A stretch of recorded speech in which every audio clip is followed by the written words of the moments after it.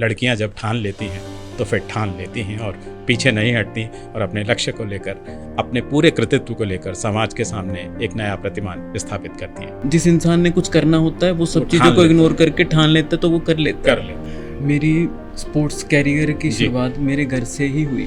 तो मैंने मतलब वेट लिफ्टिंग और पावर लिफ्टिंग खेलना शुरू किया। तो मेरा एशिया में 2 बार मेडल आया। एक बार मैंने एशिया में गोल्ड लिया, फिर मैंने एशिया में सिल्वर मेडल लिया, उसके बाद नेशनल में मेडल लिए, फेडरेशन कप में all India inter university strong women का खिताब भी हासिल किया। सब लोग आपको कुछ बोलेंगे, लड़की है कैसे करेगी, ये नहीं होगा, मतलब डिमोटिवेट करेंगे। आपने किसी की बात नहीं सुननी, अपने कैरियर पे, अपने काम पे फोकस करना है। जी, लोकमत भारत के कार्यक्रम संभाषणम में सभी दर्शकों का हार्दिक स्वागत। दर्शकों, आप जानते हैं इस कार्यक्रम में यह विशेषता है कि हम इसमें पॉडकास्ट के माध्यम से आपको अलग अलग लोगों से परिचित कराते हैं, उनके व्यक्तित्व, उनके कृतित्व, उनकी ज़िंदगी और सबसे बड़ी बात उनके संघर्ष से विजय की जो पूरी यात्रा है उससे परिचित कराते हैं। और ये सरोकारों की एक अवधारणा है जिसमें ज़िंदगी के अलग अलग रंग, कुछ रंग सुनहरे हैं, लेकिन उन सुनहरे रंगों के पीछे जो संघर्ष है, जो काली रातों का अंधेरा है, वो भी शामिल है। लेकिन इसके बीच कोई एक व्यक्ति कैसे सोचता है अपनी दिशाओं को लेकर, अपने व्यक्तित्व को लेकर, अपने सरोकारों को लेकर, अपने समाज को लेकर, फिर अपनी हिम्मत जुटाता है और अपनी हिम्मत और अपनी मेहनत से एक नई ज़िंदगी की शुरुआत करता है। तो आज चर्चा करते हैं एक ऐसे ही व्यक्तित्व के साथ, शेषाद्री सिंह। शेषाद्री जी, आपको देखने में बहुत मासूम और भावुक व्यक्तित्व लगेगा, लेकिन इनके पीछे एक पूरे संघर्ष की जो अवधारणा छिपी है, आज आप जानेंगे तो आप मानेंगे कि लड़कियां जब ठान लेती हैं तो फिर ठान लेती हैं और पीछे नहीं हटती और अपने लक्ष्य को लेकर, अपने पूरे कृतित्व को लेकर समाज के सामने एक नया प्रतिमान स्थापित करती है। शेषाद्री जी, आपका बहुत बहुत स्वागत लोकमत भारत के स्टूडियो में। और आज आपके माध्यम से हमारे समाज, हमारे दर्शक और हमारी तमाम अवधारणाएं जानेंगी कि शेषाद्री सिंह ने कैसे लड़कियों के लिए एक लैंडमार्क बनाया। तो दर्शकों के लिए मैं सबसे पहले आपसे ये जानना चाहूँगा कि शेषाद्री सिंह की शुरुआत कैसे रही। नमस्कार सर, और सभी लोकमत देखने वाले श्रोताओं को मेरी तरफ से नमस्कार। मेरी स्पोर्ट्स कैरियर की शुरुआत मेरे घर से ही हुई, क्योंकि मेरे घर में सारे ही खिलाड़ी हैं। मेरे फादर हॉकी के खिलाड़ी थे, मम्मी भी खिलाड़ी थी, सिस्टर, हम 3 भाई बहन हैं, तीनों अलग अलग स्पोर्ट्स में हैं। तो मतलब ये जो सीख है स्पोर्ट्स में आने की, संघर्ष की, ये सारी घर से ही मिली है। जी, तो कहा जाता है कि स्पोर्ट्समैन शुरुआत से जीवन से जुड़ा हुआ होता है। तो आपको कौन सा खेल पसंद था, किस खेल में आप आगे गए? सर मेरे को मतलब जब हम गेम शुरू किया ना, तब आज तो बहुत ऑप्शंस हैं आपके पास, आप कोई भी ज्वाइन कर सकते हो स्पोर्ट्स। तब हमारे पास हमारे डिस्ट्रिक्ट में ऑप्शन ही 3-4 थे, तो उन्हीं में से हमको एक ऑप्शन अडॉप्ट चुनना होता था। तो मैंने मतलब वेट लिफ्टिंग और पावर लिफ्टिंग खेलना शुरू किया। तो बस जो ऑप्शन था वही अपना शौक था, और जो फैमिली में बॉर्न हुआ था तो ये था कि हमको खिलाड़ी बनना है। शेषाद्री जी, हमेशा ये माना जाता है कि ये जो पावर लिफ्टिंग और वेट लिफ्टिंग ये पुरुषों की अवधारणा है। महिलाएं प्रकृतिजन्य कोमल मानी जाती हैं, लेकिन जब आप पावर लिफ्टिंग में उतरे, वेट लिफ्टिंग में उतरे, तो किस तरीके के चैलेंज आए, कैसे लगा? जैसे ही आपने शुरुआत की तो वो छोटी कहानी हम सुनना चाहेंगे। जी, चैलेंज तो सर सबसे बड़ा चैलेंज मतलब सोसाइटी से ही शुरू हो जाता है ना। लेकिन मेरे मदर ने पहले ही मेरे को बोल रखा था कि आपको मतलब माइंड मेकअप था कि ये प्रॉब्लम्स आएंगी, सब लोग आपको कुछ बोलेंगे, लड़की है कैसे करेगी, ये नहीं होगा, मतलब डिमोटिवेट करेंगे। आपने किसी की बात नहीं सुननी, अपने कैरियर पे, अपने काम पे फोकस करना है। तो मेरे मदर ने उस टाइम बहुत बड़ा एक रोल अदा किया, और उनका एक ड्रीम भी था।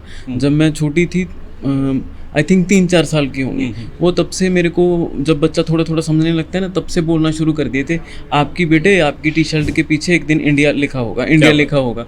तो फिर जब शुरू से समझाया ही ऐसे गया था, एनवायरनमेंट ही ऐसा था, तो हडल्स तो आई, सोसाइटी की तरफ से हडल्स आती हैं कुछ, जैसे हम ट्रेनिंग करने जाते हैं, सब माहौल आपके मुताबिक नहीं होता है, तो वहाँ भी कुछ हडल्स आई। लेकिन जिस इंसान ने कुछ करना होता है वो सब चीज़ों को इग्नोर करके ठान लेता है, तो वो कर लेता है। क्या बात है, शेषाद्री जी कह रही हैं, और दर्शकों में आपको बताना भी यही चाह रहा था कि जब ठान लेते हैं तो बात बन जाती है, और शेषाद्री जी ने सिद्ध किया कि जब ठान लिया जाए तो फिर पीछे नहीं हटना है।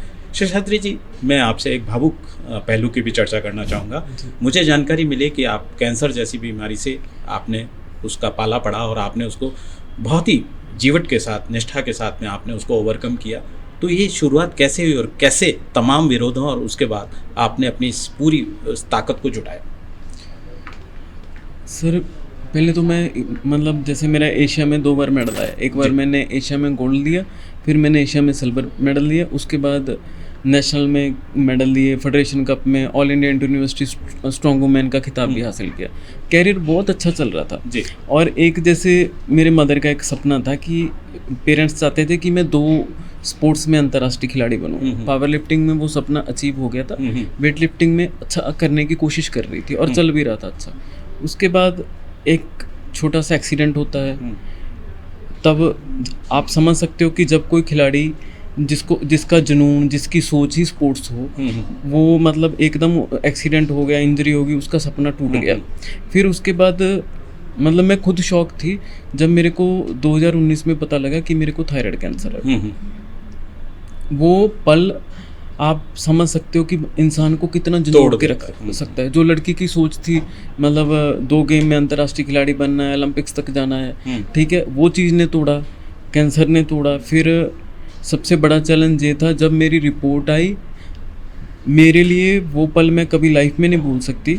मेरे ब्रदर कनाडा में रहते हैं और मेरी सिस्टर ऑस्ट्रेलिया में। मतलब मेरे लिए वो बहुत भारी पल था जब मेरे को कॉल करके बोलना पड़ा कि मेरे को ये प्रॉब्लम है। और फिर घर गई, मतलब पेरेंट्स की जो स्थिति थी ना उस वक्त जी। वो मैं बयान ही नहीं कर सकती। मेरे मतलब ये कैंसर होने के बाद इस किस्म की स्थिति आ गई। फिर कैंसर का तो चलो सर्जरी हुई, रिकवरी हुई, मेरी मदर की बहुत ज़्यादा उसमें सपोर्ट रही, मेरे ब्रदर सिस्टर ने बहुत सपोर्ट किया। लेकिन एक चीज़ ने कैंसर के साथ साथ और तोड़ा। जब आपका मेडल आता है तो जो बोलते हैं भारत की बेटियां हो, मेडल लेके आई हो, आप पे गर्व है। मेरे को पता ही नहीं लगा जब मेरे को कैंसर हुआ वो भारत की बेटियां बोलने वाले कहाँ चले गए। क्या बात। गवर्नमेंट की पॉलिसियों पे हैरानी हो रही थी, अपने उस पे ये हो रहा था यार इतनी मेहनत की है, इतना अचीवमेंट हासिल किया है। जब मेडल आ रहा था तब गले में हाथ डाल रहे थे। कोई भी सरकारी अधिकारी, कोई भी एमएलए, कोई भी एमपी, मतलब फाइनेंशियल हेल्प तो क्या करनी थी, वो तो मेरी फैमिली कर रही थी। आप आके 2 बोल ही बोल देते, वो किसी ने एक बार हाल जानने की कोशिश नहीं की। तो मेरे को लगता है कि कैंसर से ज़्यादा डेंजर डिप्रेशन है जी, जो मैंने फेस किया। दर्शकों देखिए, संवाद का यही नज़रिया। शेषाद्री जी आज नामचीन हस्ती हैं, लेकिन अगर पिछले दिन याद करें तो आपने देखा कि एक ऐसी बीमारी आज भी जिसका नाम सुनकर रोंगटे खड़े हो जाते हैं और व्यक्ति किस कदर पीड़ित होकर लड़ता है अपने आप से, अपने परिवार से, अपने परिवेश से। शेषाद्री जी उसका उदाहरण है। तो मैं आप दर्शकों से एक भावुक अपील ज़रूर करूँगा कि कोई भी बेटी, कोई भी व्यक्ति अगर इस बीमारी से जूझ रहा है तो आप कम से कम उसके मानसिक संबल का आधार उसको जुटाइए। और सबसे बड़ी बात देखिए कि हमारी बेटियां हमारे को गर्व करने के कितने बड़े प्रेरणा देने के मौके दे रही हैं। और अगर हम उनके सिर पर अगर आशीष का हाथ नहीं रखेंगे, उनको गले नहीं लगाएंगे, उनको एक भावना नहीं देंगे तो किस आधार पर लड़ सकेंगी। और ये शेषाद्री जी के माध्यम से आज आप सब परिवारजन ये समझ सकते हैं कि जब तक बेटियों को सहारे का हाथ नहीं मिलेगा तब तक उनका लक्ष्य थोड़ा कठिन हो जाएगा। तो आज इस पॉडकास्ट का मैं समझता हूँ कि सबसे सकारात्मक पहलू ये है कि हम बेटियों को, उनके मन को, उनके वजूद को एक व्यापक बनाने के लिए अपनी जितनी कोशिश होगी वो ज़रूर करेंगे। शेषाद्री जी, जो होना था वो तो हुआ, और मैं आपको बहुत ही साधुवाद देता हूँ कि आपने अपने मन से लड़के, समाज से लड़के और अपने आप को स्थापित किया। आज की शेषाद्री जो है वो पूरी की पूरी जीवट से भरी हुई है, एक ऐसे आधार से बड़ी हुई है कि अब आप पूरे समाज के लिए प्रेरणा है। तो मैं वापस से उस मुद्दे पर आऊँगा कि जब आप मेडल के लिए जाती हैं, देश का प्रतिनिधित्व करती हैं, तो उस समय कौन कौन से चैलेंज होते हैं जो भविष्य में लड़कियां उस तरीके के मार्ग पर निकलें तो उनको किन किन कठिनाइयों का सामना करना पड़ेगा और कैसे वो उनसे आगे जाकर विजय पा सकती हैं, वो थोड़ा आपसे जानना चाहेंगे। देखिए, चैलेंज तो मतलब बेस लेवल से ही शुरू हो जाते हैं जी। आप सबसे पहला जब आप गेम में जाते हो, zone level, district level competition होते हैं, वहीं आपको मोटिवेट करने वाले बहुत कम लोग मिलेंगे, डीमोटिवेट करने वाले बहुत ज़्यादा मिलेंगे। तो मैं सभी श्रोताओं को, सभी खिलाड़ियों को एक बात ही बोलना चाहूँगी कि अपना टारगेट फिक्स करो, हमने यहाँ तक जाना है। उसके बीच में हडल्स तो आएंगी, सोसाइटी की भी हडल्स, कई बार कोई प्रशासनिक अधिकारी भी ऐसे होते हैं जिनको ये होता है कि खिलाड़ी है, जितना खेले उससे ज़्यादा हमारी बटरिंग करे, और ये हर एक के लिए पॉसिबल नहीं है। जैसे मेरे साथ भी ऐसे हुआ, तो मेरे को अधिकारियों की बटरिंग ना करने के लिए कई बार लॉस भी झेलना पड़ा। लेकिन अगर आप में हुनर है, आपको आगे बढ़ने से, नाम बनाने से कोई दुनिया की ताकत नहीं रोक सकती। तो मैं सभी को यही बोलना चाहूँगी कि आप अपना एक टारगेट फिक्स करो, उस पर फोकस करो, और जो हडल्स हैं वो तो आएंगी, सोसाइटी की तरफ से भी आएंगी, और जब जो प्रोफेशन में आप हो, खाली स्पोर्ट्स का प्रोफेशन नहीं, कोई भी प्रोफेशन देख लो, वहाँ भी आपको चैलेंज करने वाले लोग मिलते हैं। किसी की बात पे ध्यान मत दो, अपना कर्म करो, फल भगवान देगा। टूटना नहीं है, टूटना लगातार नहीं लगे है। रहना। हाँ, और क्योंकि आजकल जो हम देखते हैं ना, हमारा यूथ है, उसमें दो, मतलब जो मैं ऑब्जर्व करती हूँ, दो प्रॉब्लम्स दिखती हैं। एक तो रील को ज़्यादा समझ रहे हैं, रियल को नहीं समझ रहे। क्या बात है। रियल और रील में बहुत बड़ा अंतर है। दूसरा, जल्दी डिमोटिवेट हो जाना। तो जो मतलब जब आप हर एक की लाइफ में हडल आती है, मैंने भी बहुत बार मतलब स्टेप बैक हुआ मेरा, कभी एक्सीडेंट हुआ, कभी कैंसर जैसी बीमारी हुई। तो आप सब चीज़ों से हटके अपनी फैमिली के साथ टाइम स्पेंड करो, आप वो चीज़ों से जल्दी निकल जाते हो। क्या बात है। दर्शकों, आपने देखा कि जब लक्ष्य बड़ा हो, दायरे बड़े हों, हिम्मत बड़ी हो, तो लड़ना भी बहुत ज़्यादा पड़ता है। और जैसा शेषाद्री जी ने कहा कि आप एक बार ठान लीजिए, जब आपने ठान लिया तो निश्चित रूप से आप अपने लक्ष्य में, अपने वजूद में सफल होंगे। सफलता शॉर्टकट नहीं है। शेषाद्री जी के व्यक्तित्व से, कृतित्व से आप देख सकते हैं कि सफलता के लिए संघर्ष बहुत महत्वपूर्ण है, लेकिन ये संघर्ष जिस दिन सफलता में बदलेगा, उस दिन उसकी गूंज बहुत व्यापक होगी, बहुत ऐसी होगी कि वो औरों के लिए प्रेरणा बनेगी। शेषाद्री जी, आपने तमाम युवा साथियों के लिए प्रेरणा बनी, आपने अपने अस्तित्व को एकदम सिद्ध किया, और अब मुझे मालूम है कि आपने अपने पैशन को लेकर अपना एक ब्रांड बनाया क्लोथिंग का। और मुझे ये भी मालूम है कि दर्शकों, आपको बताता चलूँ कि लाइफ स्टाइल चूँकि हर परिवार का, हर समाज का एक हिस्सा होता है, और लाइफ स्टाइल की जितनी बड़ी मैगजीन्स हैं, उन सब पर शेषाद्री जी मुख पृष्ठ पर रही हैं अपने जीवन के कारण, अपनी उपलब्धियों के कारण। और मैं मानता हूँ कि शेषाद्री जी आज भले ही हमारे साथ हैं, लेकिन जब वो हम उनसे परिचित नहीं थे, जब हम उन्हें नहीं जानते थे, तो मैंने भी उनका वो चेहरा उस मैगज़ीन पे देखा था, तो मुझे भी गर्व हुआ था कि हमारे शहर जयपुर से कोई तो है जो इतने बड़े प्रतिनिधित्व को आकार दे रहा है। लेकिन आज आप मेरे साथ हैं, तो मुझे लगता है कि ये एक महत्वपूर्ण पहलू है कि किसी को भी अपने सरोकारों के साथ जुटा रहना चाहिए और आगे बढ़ना चाहिए। आपने जो क्लोथिंग ब्रांड बनाया है, जिस उद्देश्य को लेकर बनाया है, उस उद्देश्य को भी मैं जानना चाहूँगा। ये ब्रांड क्या है और इसके पीछे कहानी क्या है? सर, मेरा क्लोथिंग ब्रांड है सांझ, है ना। हाँ। तो जब आपकी लाइफ में, इसके पीछे की कहानी बताती हूँ। जब आपकी लाइफ में कोई बहुत बड़ा चैलेंज आता है, और तब आप एक उस पॉइंट पे चले जाते हो कि यहाँ आपकी मौत भी हो सकती है। जब इंसान वो चीज़ों से, जैसे मेरे साथ कैंसर वाला सीन हुआ, तो मतलब वो चीज़ों से वापस आता है ना, तो वो जर्नी को जा तो आप दो तरीके से ले सकते हो। या तो आप डिप्रेशन में हो जाओगे, नहीं आप ये सोचोगे कि भगवान ने मेरे को एक ट्रांसफॉर्मेशन का मौका दिया है, मैंने बहुत चीज़ें मतलब समाज के लिए करनी है जी। तो जब मेरे को ये कैंसर वाला प्रॉब्लम आया, तब मेरे मतलब मैं स्पिरिचुअल ज़्यादा हो गई। फिर मेरे आसपास कुछ माहौल ऐसा था, जैसे कि मेरे घर में ही मेरे मदर बहुत अच्छे फैशन डिज़ाइनर है, ठीक है।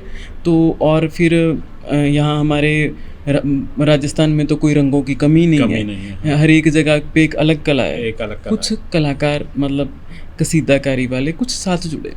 तो मेरे मन में आया कि मैं स्पोर्ट्स में तो कुछ कर ही रही हूँ, स्ट्रेंथ एंड कंडीशनिंग कोच हूँ, मैंने इनके लिए भी कुछ करना है कि एक अच्छा प्लेटफॉर्म मुहैया कराऊँ। जबकि मैं जो मेरा फैमिली बैकग्राउंड है वो बिजनेस का नहीं है, मेरे को इसकी कोई नॉलेज नहीं थी।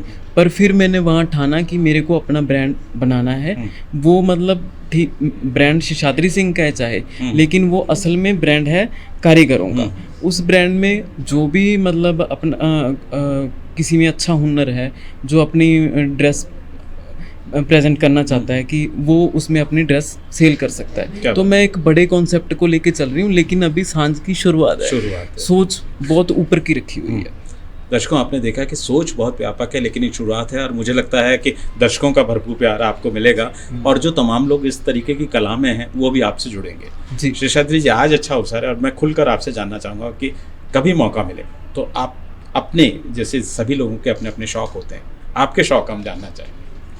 शौक़ सबसे बड़ा शौक, सबसे बड़ी खुशी तो अब यही है कि जैसे हॉस्पिटल जाके पेशेंट्स की हेल्प करना। क्या बात है।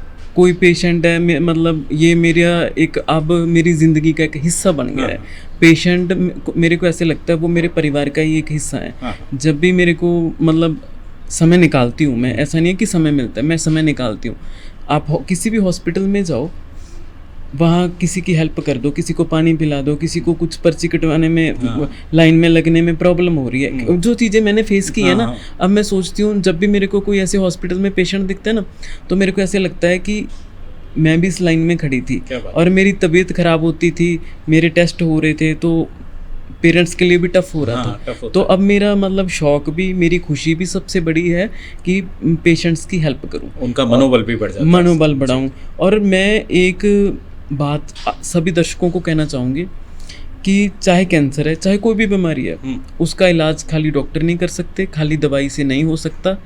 प्यार के 2 बोल, सम्मान के 2 बोल वो काम कर देते हैं जो दवाई नहीं कर सकती। तो मेरा अभी सबसे पहला एम यही है। सेकंड, मैं मतलब ये बात ठानी हुई है, जब तक मेरे में सांस है, मैं खिलाड़ियों के लिए, स्पोर्ट्स के लिए जो हो सकता है बेस्ट से बेस्ट करूँगी। देखिए दर्शकों, शेषाद्री जी के व्यक्तित्व से आप समझ सकते हैं कि एक लड़की जब ठान लेती है तो कितना बड़ा दायरा बनता है। और बड़ी भावुक बात आपने कही और मैं उससे सहमत हूँ कि जब भी कोई व्यक्ति परेशानी में होता है, विशेष रूप से बीमारी, क्योंकि बीमारी में मनोबल व्यक्ति का सबसे पहले टूटता है, और आप उसके मनोबल को थोड़ा भी बढ़ा देंगे तो बीमारी से लड़ने की ताकत उसमें आ जाएगी। दूसरा, आपने कहा कि जीवन में किसी को भी अगर आप छोटी सी दिशा देकर उसको सही सहारे की दिशा में ले जाते हैं तो बड़ी बात होगी। शेषाद्री, एक चीज़ और मैं आपसे जानना चाहूँगा कि मौका मिलेगा और आपको बहुत से मौके मिलेंगे, तो आप देश के लिए, युवाओं के लिए और समाज के लिए क्या करना चाहेंगे? किस तरीके का नेतृत्व आप समाज को देना चाहेंगे? चाहे वो राजनीति हो, चाहे कला हो, चाहे संस्कृति हो, चाहे आपका खेल हो, आपका मन क्या कहता है? आप कैसे समाज को, इस परिधि को बदलना चाहेंगे? सर, अगर मेरे को भगवान ने कभी भी मौका दिया, सबसे पहले तो मैं कोशिश करूँगी कि खेल में जो मेरे को प्रॉब्लम्स आई कि कई जगह पे पार्शियलिटी होती है, चीज़ें फेयर नहीं रहती और बड़ी बड़ी अनाउंसमेंटें हो जाती हैं, ये खिलाड़ी को हम इतना पैसा देंगे, मेडल लेके आया है। जैसे कि मेरे को आज तक कभी गवर्नमेंट की तरफ से 1 रुपये की भी हेल्प नहीं हुई। अच्छा। आज जो मैं हूँ सिर्फ मेरे परिवार की वजह से हूँ, मेरे माँ की वजह से, मेरे बहन भाई की वजह से हूँ, और उसमें किसी का रोल नहीं है। तो वो जो कुछ नीतियाँ हैं ना, उसको मैं बदलना चाहूँगा। सकारात्मक बदलाव। हाँ, सकारात्मक मतलब खिलाड़ी है वो खेल की ओर ध्यान दे, अपना फाइनेंशियल स्टेबिलिटी की ओर ध्यान दे, जब वो मतलब ये चैलेंजों को फेस करे। तो मतलब अगर भगवान ने मेरे को कभी भी मौका दिया, भगवान ने मेरे को किसी अच्छी पदवी के लिए चुना, तो मैं सबसे पहले हमारे खिलाड़ियों के लिए काम करूँगी कि खिलाड़ी जो मेंटल स्ट्रेस से गुजरते हैं तो वो स्ट्रेस उनका कम हो जी।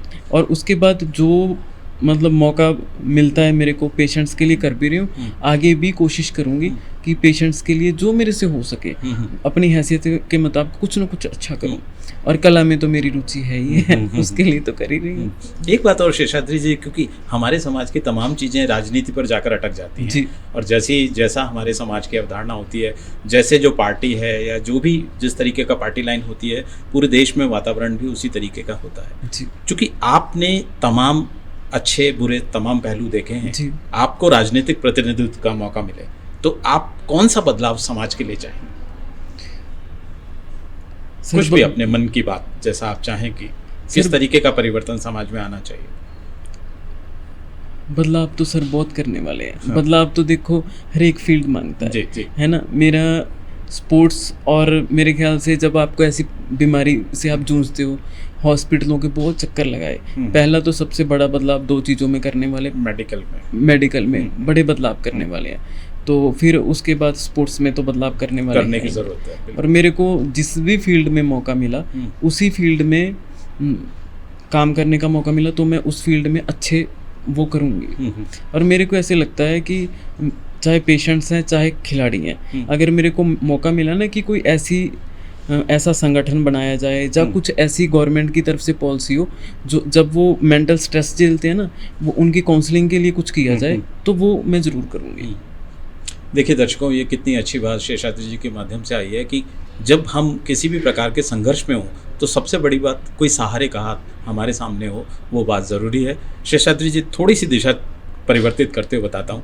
जब आप एक तो खिलाड़ी होते हैं तो उस समय की जो डाइट होती है तो बहुत से दर्शकों को लगता है कि कोई अलग, और चूंकि आप तो पावर लिफ्टिंग और लिफ्टिंग से जुड़े हुए हैं तो एक तो वो किस तरीके की डाइट होती है मैं ज़रूर जानना चाहूँगा। एक वो जब शेषाद्री जी का मन करे तो आप किस तरीके का खाना पसंद करते हैं? सर मेरे को तो, मैं दर्शकों को बताना चाहूँगी, मैं प्योर वेजिटेरियन हूँ। अच्छा। मैं कभी एग भी नहीं खाया और हाँ। मेरा कंफर्ट फूड वही दाल रोटी है। हाँ। और खिलाड़ियों के लिए डाइट तो देखो, सबसे अच्छी डाइट तो वही है, देसी डाइट। काले चने हो गए, दूध दही हो गया, इससे तो अच्छा कुछ है नहीं है। बाकी एक स्पोर्ट्समैन के लिए डाइट डिपेंड करती है कि आज आपने कितनी ट्रेनिंग की, कितनी कैलोरी बर्न की, और आपके आज ट्रेनिंग के 2 सेशन है, सुबह शाम का सेशन है, तो आप उस हिसाब से खाओगे। और कई बार ट्रेनिंग का लोड कम होता है तो आप उस हिसाब से खाओगे।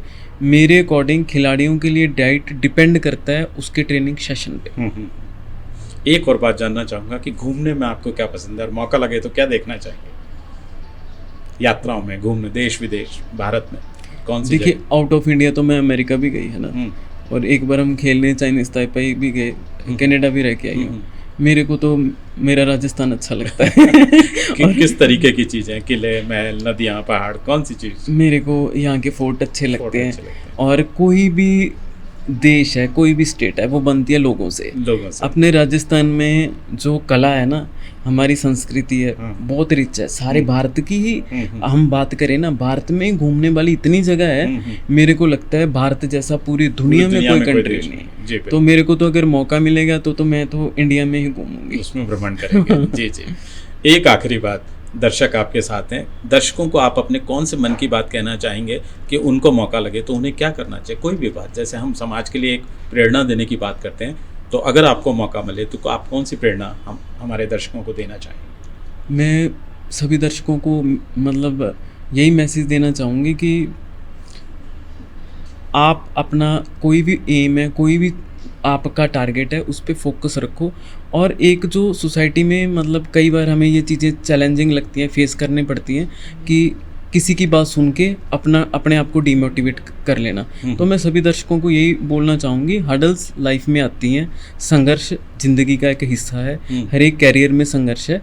आप अपने पॉजिटिविटी से आगे बढ़ो, जितना पॉजिटिव रहोगे, लोगों की बातों पे ज़्यादा ध्यान नहीं रहोगे और उस सर्कल में बैठोगे जो आपको पॉजिटिविटी देता है, तो आगे बढ़ोगे।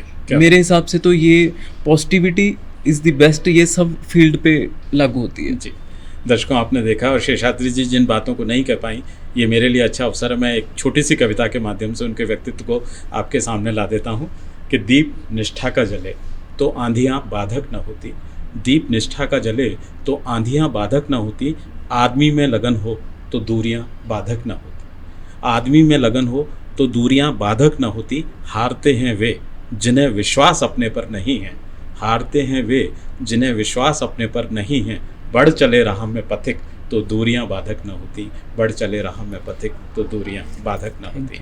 शेषाद्री जी की कहानी आप सभी के सामने आज हमने चर्चा की, और मुझे उम्मीद है कि उनका व्यक्तित्व, उनके कृतित्व और संघर्ष के बाद की उनकी हंसी, मुस्कान और उनका कॉन्फिडेंस हम सब के लिए प्रेरणा बनेगा। और शेषाद्री जी यूं ही हमें प्रेरणा देने और गर्व करने के मौके उपलब्ध कराती रहेंगी। आपको बहुत बहुत शुभकामनाएं, और मैं आशा करता हूं कि जल्द फिर आपसे मुलाकात होगी। धन्यवाद, नमस्कार।